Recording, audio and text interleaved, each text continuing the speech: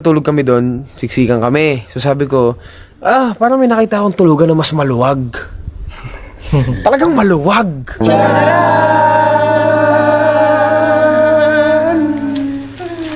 Dito kami matutulog sa entablado. Ito. Dahil, dyan presko, dyan maluwag. Charan! Charan! Charan nga na, vibrato. Charan!